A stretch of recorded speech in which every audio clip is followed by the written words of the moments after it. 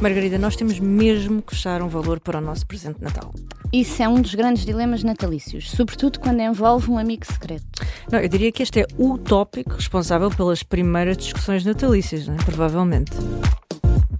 Do Avesso, um podcast sobre moda, com Margarida Brito Paes e Maria Ramos Silva. O que significa que é quando está aberta oficialmente a temporada. Também. Esqueçam tudo o resto. Quando o WhatsApp começa a apitar com aqueles links para sortear o amigo secreto e a seguir alguém veio com a pergunta típica: e quanto é que damos?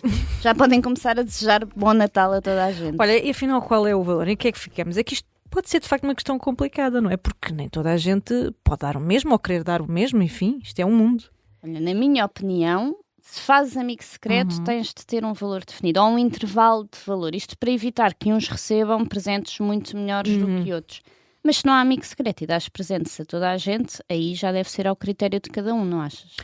Eu concordo, eu acho que deve imperar também o bom senso, ou seja, é tão desagradável investir o mínimo dos mínimos em termos de esforço num presente para alguém, como aparecer, julgo eu, com um presente super caro que se torna muito saliente no meio dos outros. Ou seja, acho que é demasiado charã, não é? Para o nosso gosto.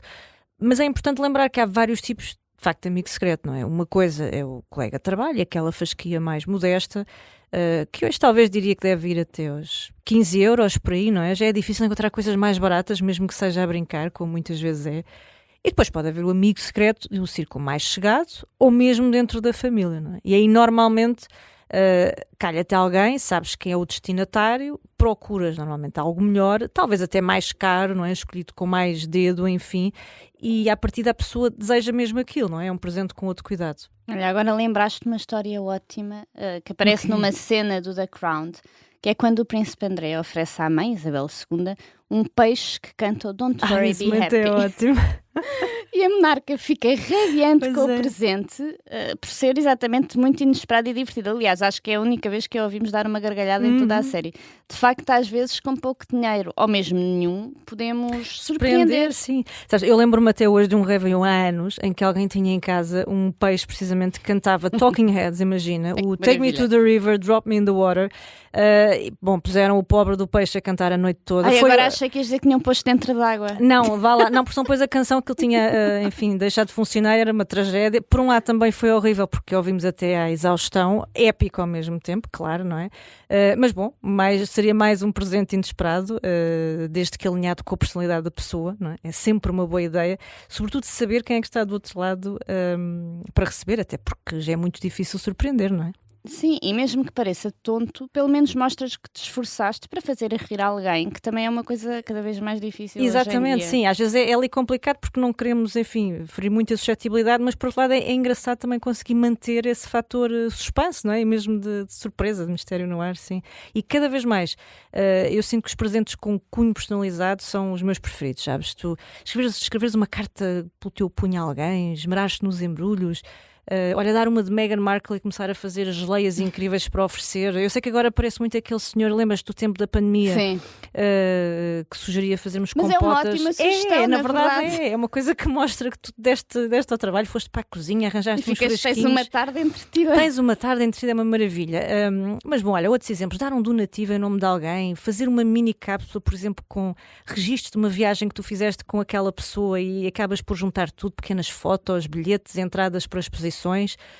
Sei lá, olha, há um presente que eu acho que resulta quase sempre, e que é uma coisa, na verdade, muito básica, que é escolheres uma foto bonita, não é? Imprimires uma coisa que tenha a ver com a pessoa que vai receber, depois arranjares uma moldura toda bonitinha e aquilo funciona.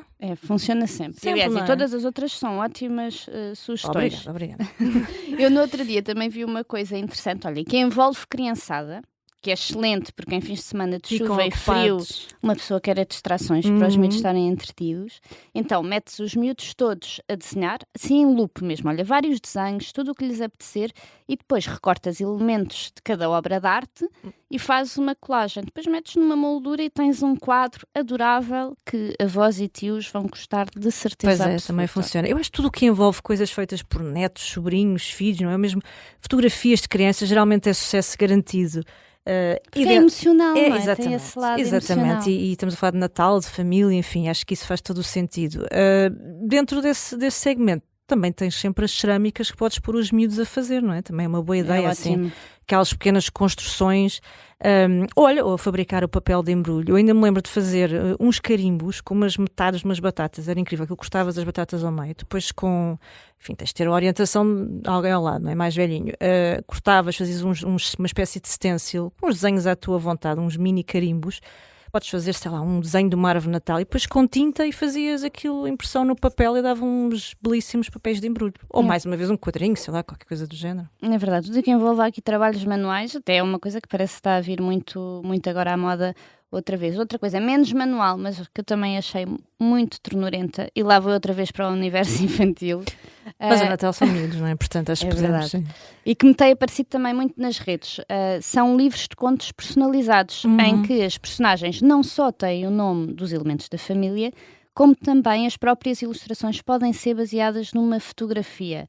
Depois tens sempre as clássicas t-shirts, sweatshirts, bonés com nomes e frases, além das joias, com iniciais, com nomes, e até as cerâmicas, que agora também estão aqui muito neste universo. Sim, é muita coisa. Da personalização. Sim, é porque é muito isso, essa ideia de customizar.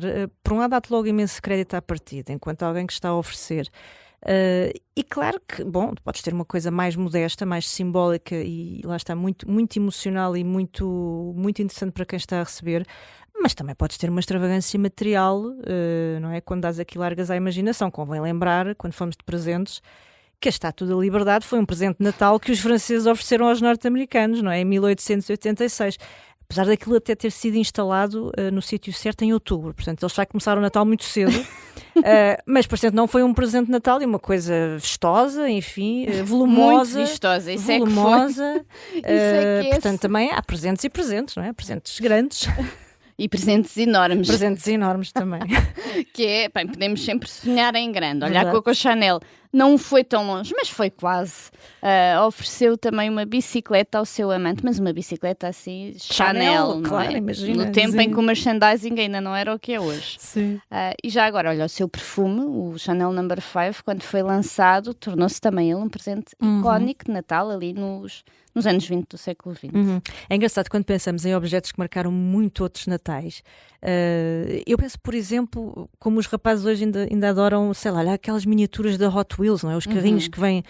Na verdade, são uma coisa com muitos anos, vêm de finais dos anos 60 e até hoje mantém o culto, continuam a ser vendidos. Os meus sobrinhos são loucos por aquilo, portanto, mesmo que tu dês um presente monumental, eles vão querer sempre abrir um Hot Wheelzinho, um carrinho, enfim.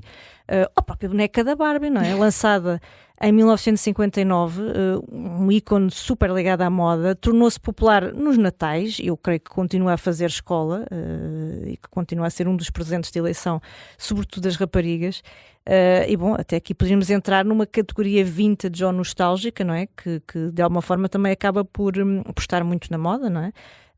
Sabes uma coisa que eu me lembrei agora pensando em presentes assim. Vais fazer acrescentar uma coisa à tua lista para quem te esteja a ouvir. A minha lista pessoal, ao meu Pai Natal, ao meu pedido para os meus pais Natal, enfim. Pronto, é exato. Se me estão a ouvir, olha, eu adorava ter um daqueles óculos para levar à ópera, sabes? Aquelas, ou até a bolsinha para pôr os óculos, que era uma coisa, sabes, que se oferecia muito aí no final do século XIX, porque enfim, porque era prático, era muito recorrente, era útil. E nunca era demais, não é? E eu acho que hoje é pelo menos um ótimo objeto decorativo. Sim, e sempre é mais fácil de guardar do que a Estátua da Liberdade. Seguramente. E é sempre uma bela peça. Eu já preciso quase de uns óculos para ver a Estátua da Liberdade, vê bem como eu estou a ver mal. Então mas alguém que ofereça urgentemente uns binóculos à Maria, por favor. E os de ópera são ótimos porque ela pode usar fora da ópera, portanto está a vir no caminho e pode vir a pôr os binóculos para não tropeçar em nada. E depois tens aqui também a categoria, lá está, estes também são, estes seriam super úteis para ti, para não caíres.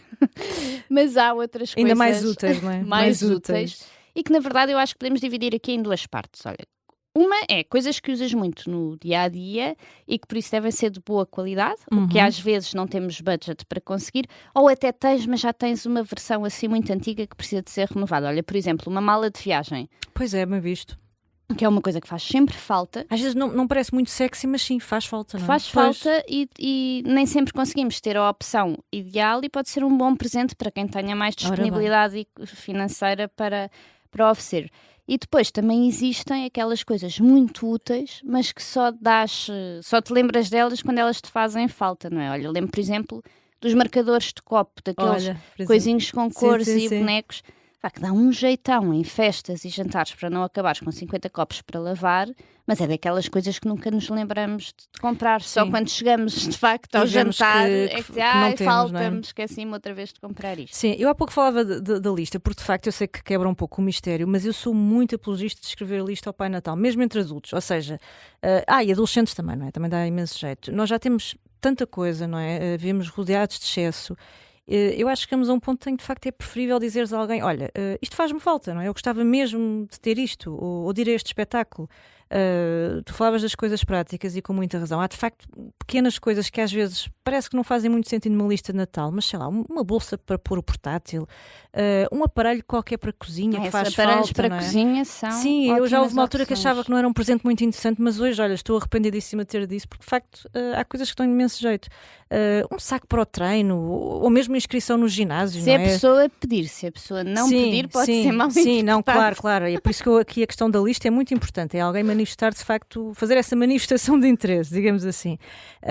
Porque mesmo quando tu tens uma coisa que aparentemente é menos sedutora em termos de oferta de presente, como, sei lá, uma inscrição no ginásio, podes sempre converter isso num pequeno objeto de surpresa, não é? Para dar, que faz essa remissão para aquilo que tu estás realmente a oferecer, e é interessante. Sim, aqui o sucesso do presente tem mesmo a ver com o grau de conhecimento que se tem da pessoa a quem vais oferecer. Claro. Brincar com algumas características físicas ou com algum acontecimento também pode ser um sucesso. Por exemplo, se alguém está sempre a perder as chaves de casa, pode ser giro ofereceres um porta-chaves assim gigante, fluorescente, acho que vai achar graça. Ou se alguém aqui um bocadinho mais arrojado, imagina que alguém que está sempre a queixar-se de dores nas costas, mas depois usa sempre aqueles malões enormes com o computador e com mais 50 coisas que não precisa para sair de casa, mas como a mala é grande, vai tudo lá dentro. Então o que é que podes oferecer? Uma carteira assim, pequenina, em que só cabem o telefone, as chaves de casa e um pequeno porta-moedas e, claro, uns emplastros para aliviar a dor lombar. Isso é ótimo, mas lá está, há que ter em conta o nível de sentido de humor de quem recebe para não nos arriscarmos a estragar a noite de Natal, não é? Tu também tens coisas, sim, que não sendo a gozar, envolvem diversão como os jogos para fazer em família, não é? E lá está, depois há sempre esse lado mais pessoal, varia de clã para clã. Tu há pouco falavas do The Crown e eu lembrei-me de uma outra coisa. A verdade é que a família real britânica tem a tradição assumida de trocar presentes que são pequenos presentes low cost e divertidos, ou seja, o próprio rei diz que não gosta nada que se gaste dinheiro, de extravagâncias, e portanto eles têm a tradição há anos de trocarem entre eles coisas muito baratas, mas muito funny. Imagina, a Diana chegou uma vez ao ponto de dar ao filho mais velho, ao William, um calendário com umas raparigas assim seminuas, imagina. Portanto, cada clã tem o seu hábito mais peculiar e é isto, na verdade, que também dá forma ao Natal, não é? Completamente. E o ideal, sabes o que é que eu te digo? Seria termos o grau de confiança e intimidade da Victoria e Albert. Sim, pois é. Sim. Rainha Vitória, assim, não bate. Esse casal nada bate, sim. Porque podes ser atrevida em dois sentidos. Tu imagina que no primeiro Natal de casados, a Rainha Vitória ofereceu ao marido uma bengala. Olha, eu não sei se foi para lhe chamar velho, coitado, espero que não, ou para declarar o seu amor, assim, numa perspectiva romântica de vamos envelhecer bem juntinhos. Mas ainda assim. E o que é certo é que a coisa foi evoluindo, a relação foi-se apimentando, e ao que parece, até porque está bem documentado, portanto não são só boatos, isto de facto aconteceu, a rainha começou a oferecer retratos e quadros com bastante nudez envolvida. Ora bem, portanto já de facto é um longo historial aí na família real. Não, e sabes como é que o marido uma vez lhe respondeu? Com uma estátua sua, vestido de guerreiro grego. Imagina, super sexy. Muito bom. Bom, também tens aqueles presentes clássicos que nunca falham, não é? Provavelmente menos arrojados, mas que funcionam sempre. Os chocolates, os livros, os perfumes, se bem que os perfumes também convém saber o gosto da pessoa, não é? Porque ali é uma coisa muito, muito pessoal e há muita gente que não gosta deste e daquele aroma. O ideal é saberes qual é que a pessoa costuma usar. Sim, as próprias joias e relógios são peças eternas. Aliás, é muito curioso porque nos senhores há muita coisa que nós podemos mais uma vez ir resgatar à era eduardiana em termos de presentes, não é? Porque são referências clássicas que se mantêm em termos de oferta, até no Natal. Os lenços, as gravatas, os botões de punho, os próprios alfinetes de gravata, que é uma coisa que muitos homens já não têm, mas que se calhar até gostavam de ter, são daqueles clássicos que nunca falham. E depois, se forem homens mais irreverentes a vestir, podes sempre arriscar nos suspensórios coloridos ou estampados, Ou até numas meias Mas diferentes. meias também, coloridas, assim. porque não, exato. Olha, eu também com o tempo passei a ficar muito fã dos presentes consumíveis, como eu lhes chamo. São coisas... Não, é bom porque nós já também vamos acumulando coisas em casa. Não ficam a ocupar espaço. Não ficam a ocupar espaço, ficam dentro de nós muitas vezes ali bem acumuladinhos porque nós os comemos, são coisas para comer, para beber, para gastar, como por exemplo, olha, um bom creme, não é? Um creme, assim, uma coisa mais cara que tu queres, não compras todos os dias, mas se calhar queres investir e alguém te pode, enfim, oferecer isso no Natal, sabemos lá.